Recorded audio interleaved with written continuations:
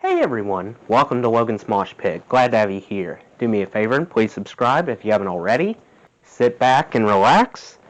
It's time for another episode of Rock and Read. Today we're continuing the Tom Petty biography. We're on Chapter 6. Chapter 6 is called Criteria Studios. A Susan Sontag quote kicks off Chapter 6. She said, "Every culture has its Southerners." Here we go. Mike Campbell always seemed like he appeared out of nowhere. It was an effect of just how shy he was.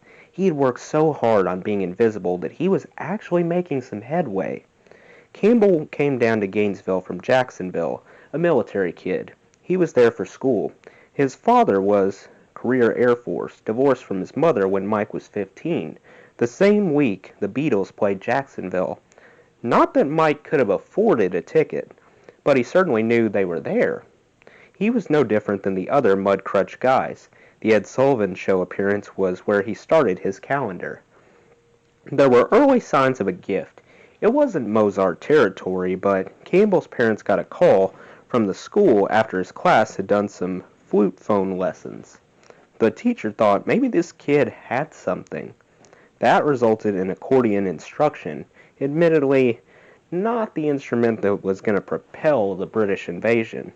But Campbell got a musical foundation, even if he soon found out every kid's parents received that same call after the flutophone lessons. Perhaps, if one is looking for an origin story that might explain who Mike Campbell was relative to what he became, one might turn to a childhood scene that stayed in Campbell's mind. As a boy, he would watch his father come home from work before his parents split, and his father got stationed in Okinawa. He had seen him putting on albums with the Sun Records logo.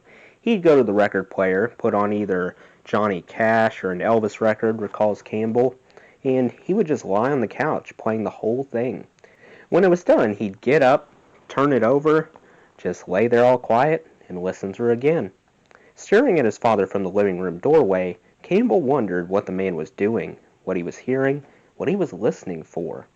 It was Cash who seemed to do the deepest work on him. When I finally asked him, Campbell says, why he liked Johnny Cash so much, he goes, "Because he sings about the truth." I'm not sure just what I took that to mean, not then, but I do know that that idea stuck with me, the idea that you could listen for that, and no doubt those guitars worked their way into my subconscious. But it wasn't until his father was out of the house that music became an obsession. I didn't focus on it a whole lot until the Beatles came along. I saw them, and I wanted a guitar. The Beatles showed up when people were ready for some medicine, soul medicine. After that, I played guitar from the time I came home from school until I went to bed. Campbell got to Chuck Berry through the Beatles and the Beach Boys, but at the same time he figured out Dylan's "Baby Let Me Follow You Down" and the finger-picking for "Don't Think Twice, It's All Right." Up in his room, slowing down the turntable, forcing the records to go at a pace that would allow him to catch up, Campbell got better than he realized. If he later caught Mud Crutch's attention with Johnny B. Goode, it wasn't the first time Chuck Berry helped him get a little respect. A friend of mine, kind of a bohemian type Campbell remembers, knew this jug band, guys in their 20s and 30s who lived in downtown Jacksonville in a kind of commune. Hippies, sex and drugs, stuff I had no idea about. But they were professional musicians, if on the low scale, making their living playing music. My friend brought me there, and they had kazoos and jugs and guitars and stuff. I was just sitting there, and my friend says, "Mike, show them the Chuck Berry song you showed me." It might have been Roll Over Beethoven, maybe Johnny B. Goode, but I saw the older guys go like, "Wow," and then look at each other surprised. I thought, these guys think I'm good. Maybe I am good. The guitar his father had sent him from Okinawa, unrecognizable as a guitar to those who limited their worldviews to Fenders and Gibson, hadn't come with a self-esteem switch. Gainesville wasn't in Campbell's plans until a guidance counselor talked him out of attending junior college in the Jacksonville area. She sat him down, listened to Campbell explain that he needed to stick around to help his mother, who was working in a soda shop to make the rent. She let him tell her that he was the oldest sibling, and the family counted on him. She heard the story, but when he was done, she let him know that she didn't buy it. Campbell had the grades for the University of Florida and the possibility of getting an Air Force loan through his father. She looked at me and said, "Are you crazy? You've got an opportunity here. If you go to junior college, you'll never make it out of here. You'd be giving up what might be the biggest opportunity of your life." She got through to me. On one of his first nights in Gainesville, Campbell walked into the Plaza of the Americas, there in the middle of campus, and saw a band set up, getting ready to play. For a moment, he thought this might be what San Francisco was like. The University of Florida Music School had rejected him on the basis of a lack of formal training, so he was in general education, thinking about architecture as a major. But he could see that out there on the plaza, no formal training was required. Once he'd been in his dorm for a while, he found some like-minded students. "We do blues-based jamming, freeform stuff," Campbell says. "At that time, you could sometimes just show up and get a shot at playing in the middle of campus. Then I found a bass player, a guy named Hal, who turned me onto acid for the first time. And not long after, we saw an ad for a drummer looking to join a band. It was Randall Marsh. We called our three-piece Dead or Alive." Campbell was crossing the campus one day when he saw another band playing and headed over. He didn't know the band's name, but they struck him as interesting. Most of the groups on campus were doing blues, long jams, poorly, he says. This band was playing short songs, singing harmonies, kind of boppy and country rock. I thought, wow, that's cool. Then I found out they were called Mudcrutch, and I don't know how much after that it was, but next thing I knew, I saw an ad on the bulletin board that Mudcrutch was looking for a drummer. By that time, our trio was done, and I was living with Randall at the farm. So I told him about the posting, said they were really pretty interesting, and I thought it would be great to get him out of the house. I was kind of sick of him. When Marsh brought the three members of Mudcrutch out to the farm, Campbell was listening from his room. I was just sitting back there reading a book, but I was thinking, God, that sounds like fun. And Randall tells them there's a guy in back who plays guitar. He comes in and asks me if I want to play. "Yeah, sure," I tell him. I got my little Japanese guitar and went out there, the only one with short hair, cut-off jeans, and this stupid little guitar. You could just see their disappointment, like, oh, great. The drummer's good, but does he have to bring this guy along? They ask what songs I know, and I say, "Johnny Be Good." The farm where Marsh and Campbell lived came to be called Mudcrutch Farm. Once the band was working, it was where the after-gig parties would take place. If we met someone who seemed like a person we'd like to get to know better, Petty says, we'd give them the address. When we were finally playing Dub's steer room, which was a mile from the farm, we were really turning into night people, at it until the sun came up. At the farm, Tom Whedon and Mike Campbell would often drift off by themselves, forming a connection through their shared obsession with guitar. Whedon and I would get together at a party or whatever and pick our guitars, and we wouldn't stop for 6 or 8 hours, explains Campbell. He had the bluegrass stuff that was all new to me. He knew a lot of songs, Doc Watson, Hank Williams, all kinds of things. The music I had been playing was heavy blues, jammy stuff, psychedelic. Here was something that was kind of like happy, uplifting. We developed quite a guitar bond. I picked up on a whole world from him. Campbell had been attracted to the economy of what Mudcrutch was doing, the short songs with a punch to them, but the band made a home in the valley between the two styles. He would work out these harmonies with Tommy Whedon, you know. They'd do these twin guitar things, all worked out, really elaborate, Marty Jeward remembers, always super precise. It's his personality, very controlled, and yeah, amazing. It was there from the beginning. You couldn't escape the influence of the Allmans in that part of the world. Campbell admits to pushing the band to let the solos go longer. Using a small sound-on-sound recorder, he crafted an instrumental that he describes as both rock and roll and a mini-symphony. It was called Turd, and it clocked in at over 10 minutes. Down there in Gainesville, on the edge of a new decade, they could get away with a turd. The band soon put on its first farm festival, and the turnout surprised everyone. The hippies came from miles around. No one was dropping acid just to hear songs that were under 3 minutes, and they were eating acid like it was candy. Lenahan, as lead singer, was suffering. The band got into this whole jamming kind of thing, he says, long instrumental sections. I love singing harmonies, but I hated standing there shaking a tambourine for 20 minutes while they did those dual harmony guitar things. It was great, yes, but if you're butting heads over how long the instrumental section should go, and you're the only guy who isn't playing an instrument, you kind of lost that argument before it even starts. A band meeting was called. They were all out on the porch, explains Lenahan, sitting in rocking chairs, and I was like, uh-oh, this is not going to be good. Tom Whedon was the one who did the firing. Mudcrutch was now a four-piece, with Tom Petty on lead vocals. Jerry Wexler and Tom Dowd liked fishing in Miami. Both men had watched their lives change as the success of Atlantic Records exceeded their most fanciful projections, and sport fishing was among the welcome effects of all that good fortune. Wexler was the son of a window washer from the Bronx. He liked fishing in Miami so much that he suggested to Dowd that they buy a house down there, which they did. The problem was that the work was beginning to interfere with the fishing. They kept having to go back to New York or Memphis. Wexler suggested they find a studio down in Miami. Dowd found Criteria Studios. Within a few years, Criteria had become one of the legendary rooms of its time. People thought of it as Atlantic Records South.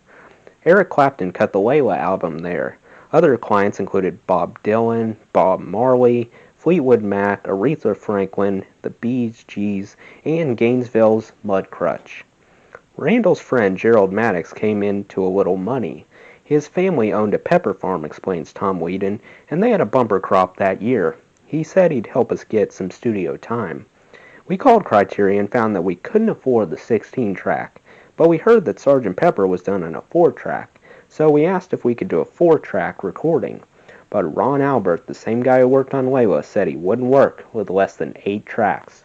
Tom Whedon's brother Bernie had been in Los Angeles for some time, playing in the Flying Burrito Brothers and doing session work, and by then had started the conversation that would lead to the formation of his new group, the Eagles. He advised his brother on how to prepare for the studio, suggesting that the band get used to playing the songs without vocals so that they would be ready for tracking. He talked to his brother about microphone placement and using acoustic guitars in the studio.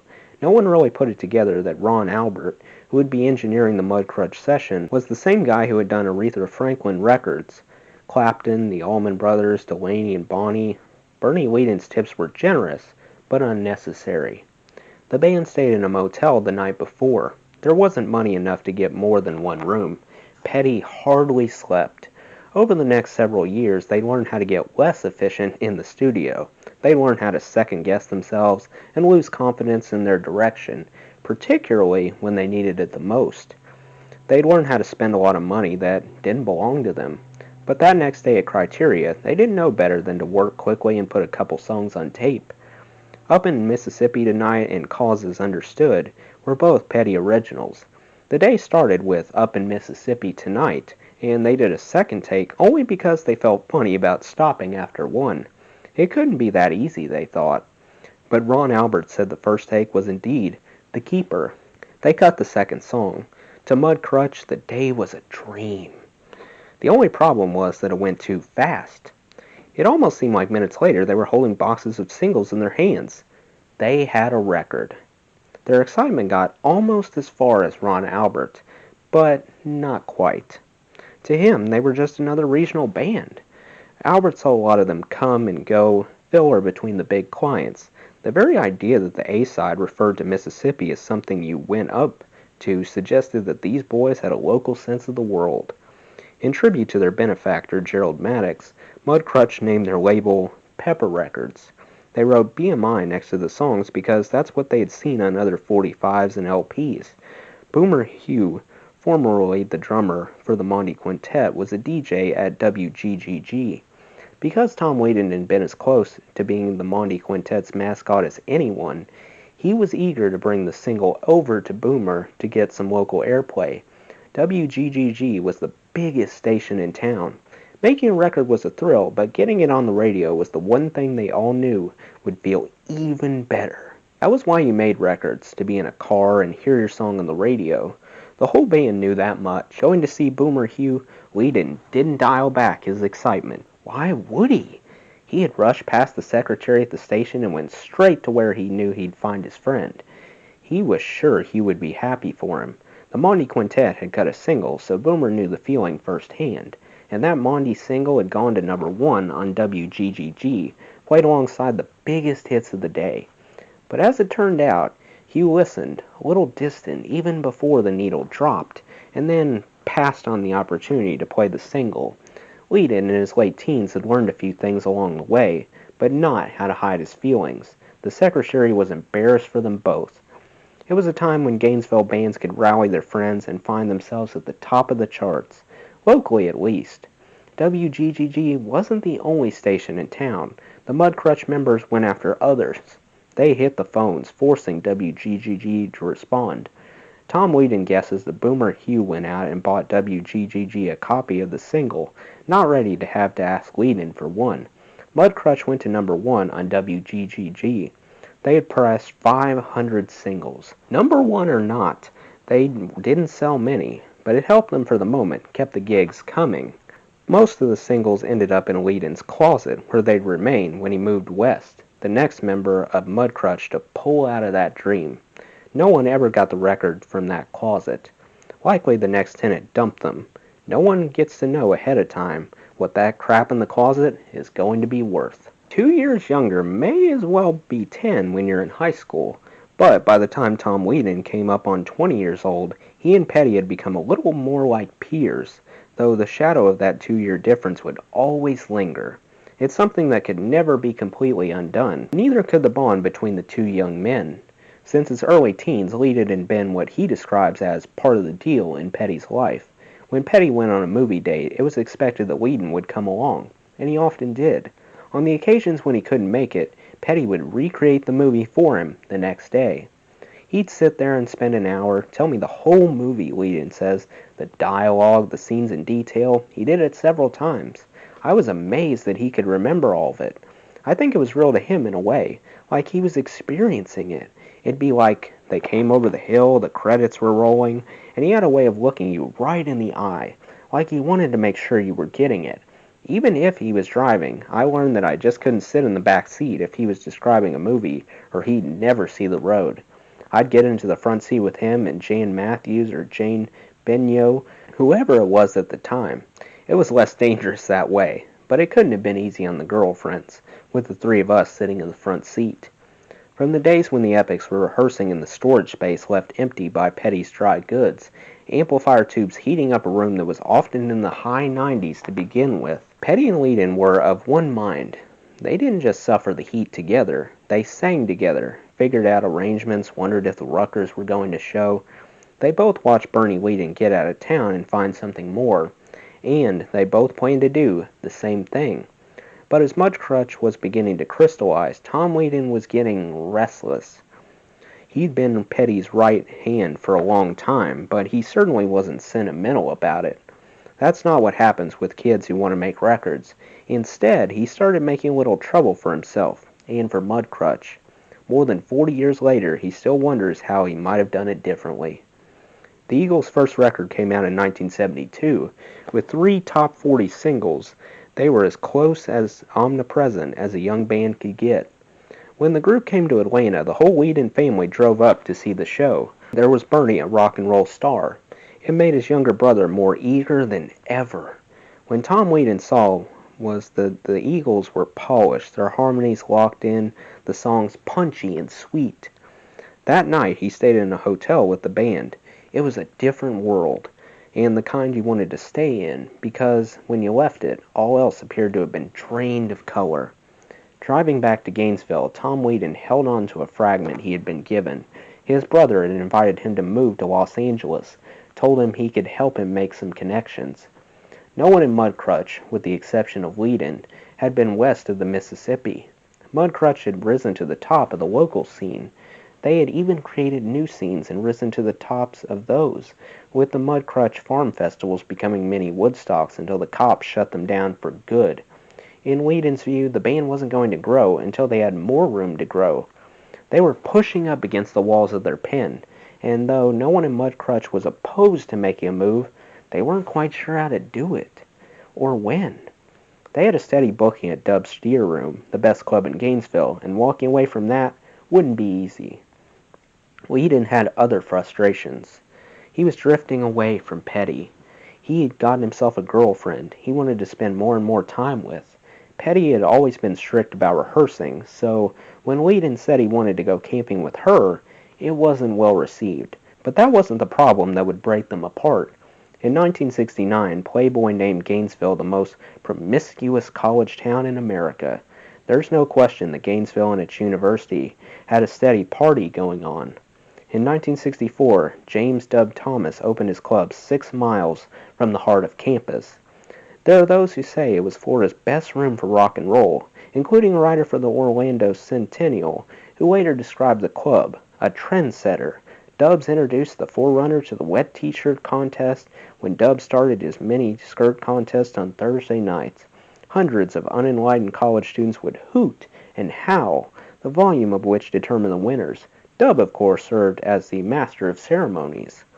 It was Jim Lenahan who brought Dub out to the Mudcrutch farm and got the band an audience with the club owner. When Dub agreed to bring the band in, it was Lenahan who dealt with him. With Lenahan gone, however, Weedon was handling the booking. Weedon's status as a kid in the band didn't make that easy for him. He got frustrated when Dub wouldn't return his calls, and the miniskirt contest for which bands would provide the music began to wear on Weedon. It felt cheap. When you do this week after week, Weedon says it's horrible. He didn't say anything, however. That opinion was his business, not band business. On Weedon's second-to-last night in the band, Dub was on the stage playing MC. The miniskirt contest was about to start. The room was full. Dub was talking to the crowd about renovations he planned to do. He was hyping his own club, and the crowd was cheering him on. The room, he told them, would get larger. In addition, he'd be getting bigger and better acts to play the club. Weedon, standing behind him, waiting for the contest to begin, felt the blood rush to his head. Somewhere the Eagles were playing a sold-out show, and here he was, feeling like he was being publicly insulted by the owner. Bigger and better acts? Was that a comment on Mudcrutch?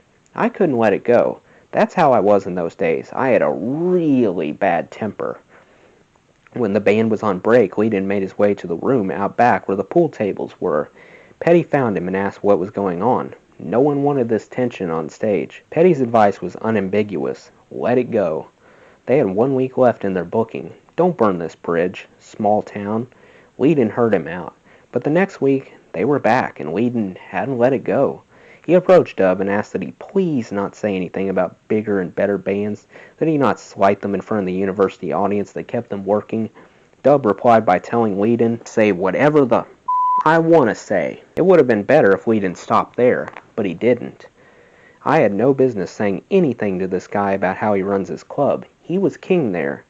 But I had been stewing too long, and I said, if you do say something like that, I'll turn the PA off when you're talking.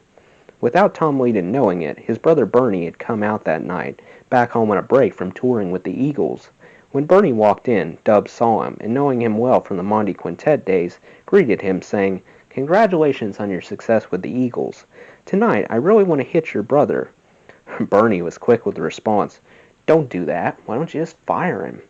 When Dub got on the stage to MC, there was no joviality, no show. The miniskirt contest, not usually an event that demanded a lot of careful production, fell flat. The owner was not in a happy mood. The other members of Mudcrutch didn't know exactly what had happened, but they knew something had and who was behind it. When they finished their set, Dub went up to Tom Weedon and said, pack up your equipment. You're done here. The band got out quickly. Weedon went home, deflated, quieter. It wasn't the outcome he had been looking for. Alone in his dark apartment, he considered leaving Mudcrutch. He had obviously grown discontented, but it wouldn't be easy. They were my best friends. We shared so much, he says, reflecting as though it just happened. All those dreams. But it would be made easy for him. The next day, Mike Campbell and Keith McAllister, the band's roadie and friend, came by to get the PA from Weedon's house, where the band had been rehearsing. It was Campbell who delivered the message. Weedon was out of the band. No one even wanted to hear his side of things. Petty was too angry to go to Weedon himself. It was very hard for me to talk, at least at that time, Weedon says.